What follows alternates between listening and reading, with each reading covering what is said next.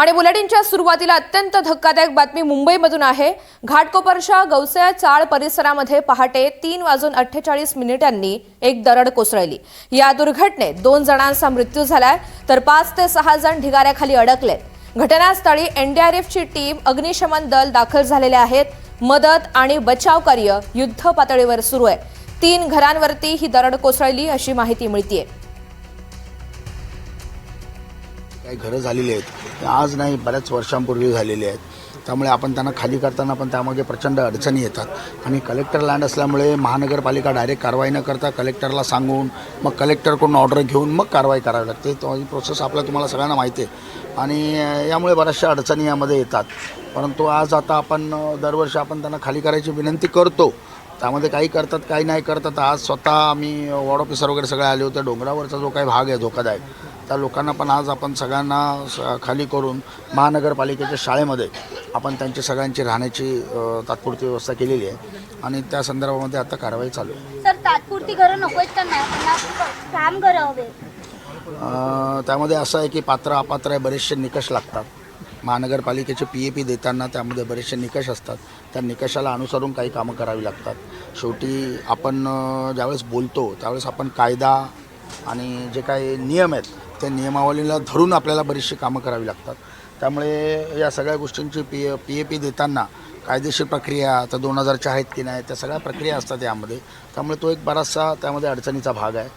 परंतु येणाऱ्या काळामध्ये जसं मी स्वतः मागणी केली होती की आपण स्विस टेक्नॉलॉजीने जाळ्या वगैरे लावल्या आणि रिटर्निंग वॉल जर आपण केल्या तर बराचसा हा जो काही धोका आहे हा आपल्याला टाळता येऊ शकतो।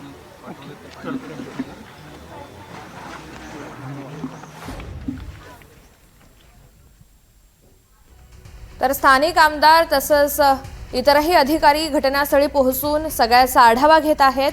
मात्र नोटीस बजावण्यात आलेली होती। अनधिकृत जागेवरती इथे घरं उभारली जातात, त्यांच्या स्थलांतराचा सुद्धा प्रश्न असतो। मात्र काही निकष नियम यानुसार तो निर्णय घेतला जातो असंही माहिती देताना सांगण्यात आलंय। घाटकोपरच्या अशोकनगर इथे ही पहाटे सगळी घटना घडली। अजूनही 5 ते 6 जण ढिगाऱ्याखाली अडकलेले आहेत असं कळतंय। युद्ध पातळीवर अग्निशमन दल, जवान तसंच एनडीआरएफचं पथक यांच्या माध्यमातून बचाव कार्य राबवलं जात आहे। रात्रभर झालेल्या मुसळधार पावसानंतर पहाटेच्या सुमारास ही दुर्घटना घडली। घाटकोपरच्या अशोकनगर परिसरातली ही घटना आहे। 3:48 दरड कोसळली आणि या दुर्घटनेत 2 जणांचा मृत्यू झालेला आहे। विजेंद्र शिंदे या सगळ्या संदर्भात स्थानिक आमदार माहिती देत होते। सध्या चर्चा केली जातीये, मात्र घटनास्थळी पोहोचून त्यांनी आता आढावा सुद्धा घेतलेला आहे, माहिती घेतलेली आहे, स्थानिकांशी संवाद साधलेला आहे। तर काही वेळापूर्वी मुंबईच्या महापौर रितू तावडे यांनी NDTV मराठीशी बातचीत करत असताना या सगळ्या संदर्भात सविस्तर माहिती दिली। काही वेळातच मी स्वतः जाऊन पाहणी करणार आहे असंही सांगितलंय।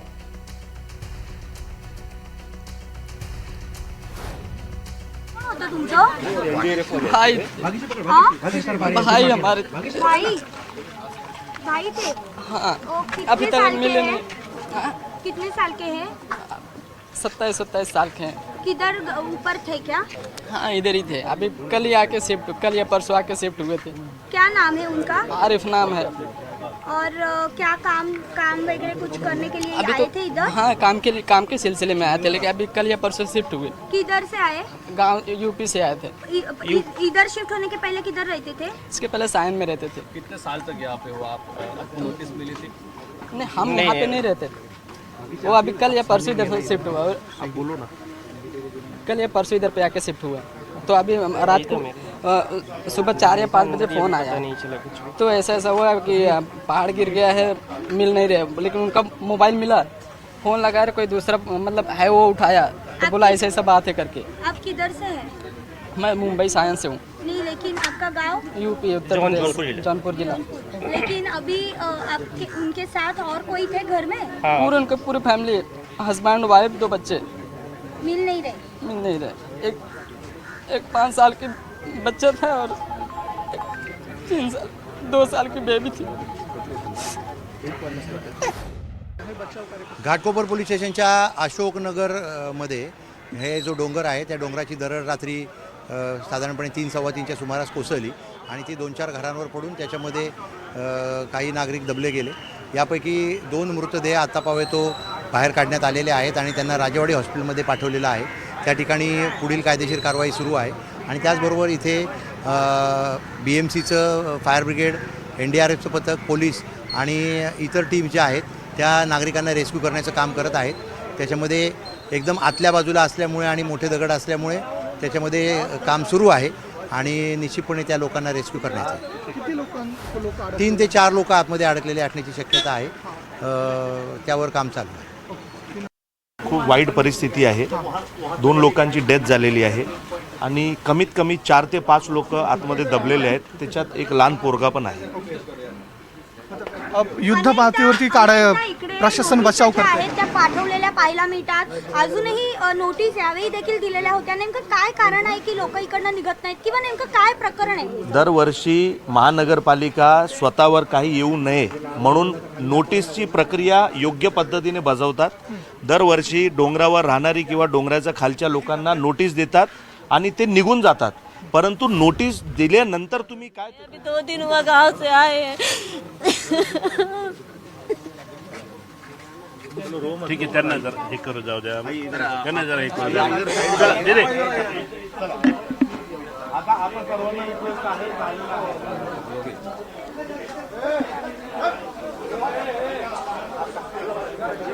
अत्यंत भावनिक अशा प्रतिक्रिया आहेत नातेवाईकांच्या, कुटुंबियांच्या. त्यांच्या घरातील सदस्य सापडत नाही आहे, ढिगाऱ्याखाली आहेत आणि त्याचमुळे अत्यंत भावनिक अशा प्रतिक्रिया पाहायला मिळत आहेत. सध्या पोलिसांनी सुद्धा या घटनेची माहिती दिलेली आहे. मोठे दगड असल्यामुळे, दाटीवाटीचा अत्यंत हा परिसर असल्यामुळे बचाव कार्यामध्ये काही अडचणी निर्माण होत आहेत. मात्र युद्ध पातळीवरती आम्ही प्रयत्न करत आहोत असंही स्पष्ट करण्यात आलंय. ही सकाळची दृश्य आहेत. बचाव कार्य सध्या सुरू आहे तेव्हाची ही दृश्य आहेत. घटनास्थळी NDRFचं पथक असेल, त्या व्यतिरिक्त अग्निशमन दलाचं पथक हे सध्या पोहोचलेलं असून युद्ध पातळीवर प्रयत्न केले जात आहेत. मात्र दुसरीकडे आपण कुटुंबियांच्या, नातेवाईकांच्या प्रतिक्रिया पाहिल्या तर मात्र अत्यंत भावनिक असं वातावरण आहे. आपल्या घरातील सदस्य तिथे अडकलेला आहे आणि आता प्रशासनानंच आम्हाला मदत करावी अशी आर्त हाक त्यांच्या वतीनं देण्यात आली आहे. ही सगळी घटना घडलेली आहे.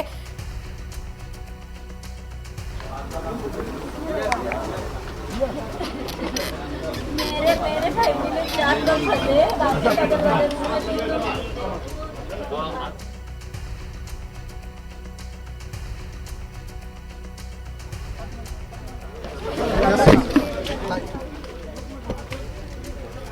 या सगळ्या संदर्भात ताजी घडामोड जाणून घ्या. ऋतिक गणकवार आपल्या सोबत आहेत. ऋतिक, सध्या बचाव कार्य सुरू आहे, काय तिथली स्थिती?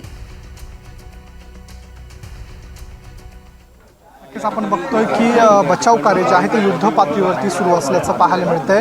पाठीमागे हा डोंगर आहे, तर डोंगरच्याच लगतचा भाग जो आहे जवळपास 5 ते 6 झोपड्यांवरती खाली कोसळल्याचं पाहायला मिळतंय.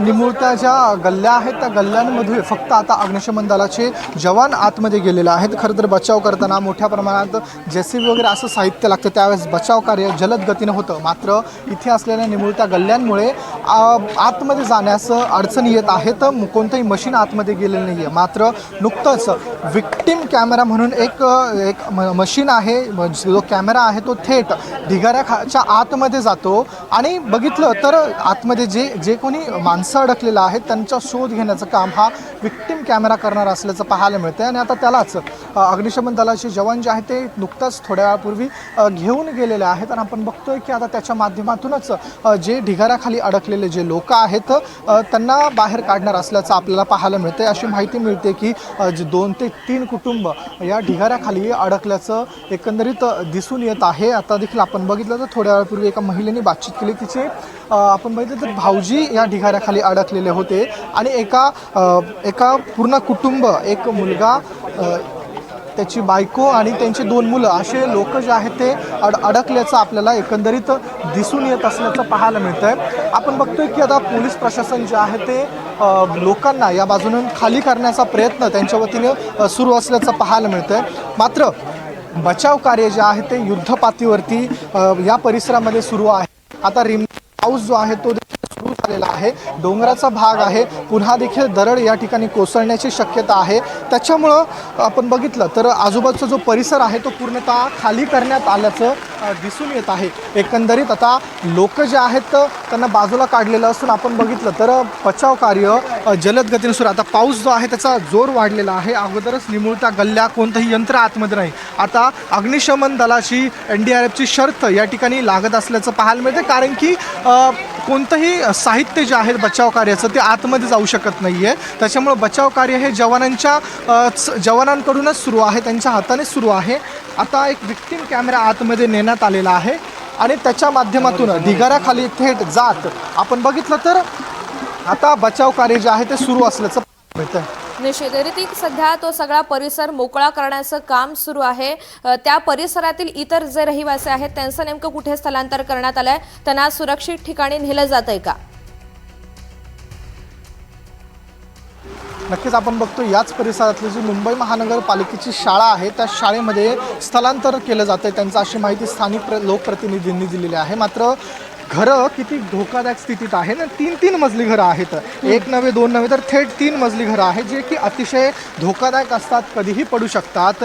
अशा स्थितीमधले हे घरं आपण समोर बघतोय, डोंगर बघतोय आणि त्या डोंगराच्या लगतच हे घरं आहे. दरडीची भीती होती आणि अशातच या ठिकाणी हे घडल्याचं आपल्याला दिसून येत आहे. आता याच सर्वांना आता प्रशासनाच्या वतीनं काढण्यात आल्याचं आपण बघतोय. स्थानिक जे शाळा आहे त्या शाळेमध्ये त्या सर्वांना तात्पुरती त्यांची सोय करण्यात आल्याचं एकंदरीत दिसून येतं. आपण बघितलं तर कुटुंबीय जे आहेत ते कुटुंबीय या ठिकाणी आलेले आहेत. त्यांना त्यांची माहिती मिळाली 3 ते 3:30च्या दरम्यान ही घटना घडलेली होती. मात्र आपण बघतोय की अतिशय धोकादायक स्थितीमध्ये हे घरं असून काही आपण बघतो त्यांचे नातेवाईक जे आहेत ते नातेवाईक या ठिकाणी आल्याचं एकंदरीत दिसून येत आहे. आपण त्या लोकांशी देखील बातचीत करणार आहोत. मात्र आपण बघितलं तर दादा, तुमचं नाव काय आहे, कोण तुमचं अडकलेलं आहे? मेरा नाम मोहम्मद सगीर है. मेरा भांजा था वो, और मेरी बहन मतलब इनकी बहन थी और 2 बच्चे थे उधर अंदर. अभी किसी का मतलब कोई पता नहीं चला है. ओके, कितने लोग थे तुम? 4 जन थे. 4 जन थे. हाँ. और किधर रहते थे, मतलब आपको क्या पता चला सबसे पहले? ये लोग अभी 2 दिन से मतलब 2 दिन पहले आए. हाँ. और इनकी बहन हाँ. इधर आ जाओ, 1 मिनट इधर आ जाओ, इधर आ जाओ ना. तो 2 दिन पहले आए वो लोग. तो भाड़े पे मतलब दे के उधर रूम रखे थे. उसके बाद वो लोग बोले कि अभी रहूँगा, मतलब 1 महीने के बाद मैं साइन चले जाऊँगा. तो नहीं मिल रहा था. तो ये इनकी बहन है, मतलब लड़की की बहन. आपकी बहन है? हाँ, मेरी बहन है और उनके हस्बैंड है, मेरे 2 बच्चे हैं. तो आपके 4 लोग? हाँ, टोटल 4 लोग हैं वो लोग. आपने बताया कि वो अभी आए? हाँ, अभी 4 दिन हुआ गांव से आए. 4 दिन हुआ, 4था दिन है. नहीं, भाड़े से. 4 दिन पहले हुए और आए ऐसा? हाँ, गांव से डायरेक्ट इधर ही आए. रूम में बात करके रखी थी. तो रखे थे तो उधर टाकी पसीज रहा था. अभी कल गई मैं, बोली कि वो टाकी पसीज रहा है भाड़े वाले से. बोले ठीक है, मैं उसको करके देता हूँ. मैं बोली चलो ठीक है. मैं बहन को बोली देख अगर जम रहा तो ठीक है, नहीं फिर 1 महीने का भाड़ा दे के उसके बाद छोड़ देना. उनकी हालत का पता चला आपको? क्या हालत है? नहीं, अभी कुछ भी नहीं पता चला. अभी कुछ भी पता नहीं चल रहा है. कुछ भी पता नहीं चल रहा है. बघतोय की काहीही माहिती मिळत नाहीये, अशा पद्धतीची भावना आणि आक्रोश या ठिकाणी आप्तेष्टांकडून सुरू आहे. त्यांची बहीण, भाऊ आणि त्यांची मुलं जे आहेत ते वरती अडकून पडल्याचं पाहायला मिळतंय. अतिशय हृदयद्रावक स्थिती आहे. मात्र सर्व या ठिकाणच्या ज्या इमारती आहेत त्या प्रतिक्रिया समोर येत आहेत. निश्चित ऋतिक, तू सोबत राहा. इतरही घडामोडी आणि या संदर्भातले अपडेट तुझ्याकडनं जाणून घ्यायचे. मात्र व्हिक्टिम कॅमेऱ्याद्वारे ढिगाऱ्याखाली अडकल्यांचा शोध घेतला जातोय. मदत आणि बचाव कार्य अत्यंत युद्ध पातळीवर सुरू आहे. अग्निशमन दल आणि NDRFचं पथक हे संयुक्तरित्या इथे सध्या बचाव कार्य राबवत आहेत. मात्र व्हिक्टिम कॅमेऱ्याचा या संपूर्ण प्रक्रियेमध्ये वापर केला जातोय. हा अत्यंत दाटीवाटीचा परिसर असल्यामुळे आतमध्ये जाणं, मोठ्या टीमला जाणं शक्य होत नाहीये किंवा या यंत्रणेची इतर यंत्र जी असतात ती आतमध्ये घेऊन जाणं शक्य नाहीये. त्यामुळे आता व्हिक्टिम कॅमेरा हा वापर त्याचा केला जातोय आणि त्याचद्वारे घटनास्थळी व्हिक्टिम कॅमेरा घेऊन बचाव कार्य, ढिगाऱ्याखाली जे अडकलेले आहेत त्यांना सुखरूप बाहेर काढण्यासाठीचे प्रयत्न केले जातात. पुन्हा एकदा ऋतिक गणकवार ह्याच्याकडनं अपडेट जाणून घेणार आहोत. मात्र ढिगाऱ्याखाली 5 ते 6 जण आतापर्यंत अडकलेले आहेत असं कळतंय. 2 जणांचा या दुर्घटनेमध्ये दुर्दैवी मृत्यू झालेला आहे अशी माहिती मिळतेय.